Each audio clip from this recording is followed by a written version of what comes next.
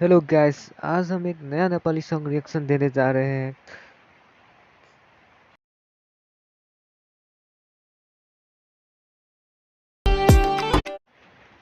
और इस सॉन्ग का नाम है बुझे हुन्छ कुरा।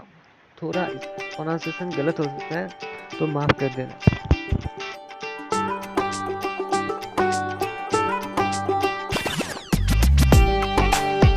क्या ये इस सॉन्ग का सिंगर है यार? यार इतना अच्छा डांस कर लेते हैं यार। अरे भाई यार, कितनी प्यारी यार, मजा आ गया।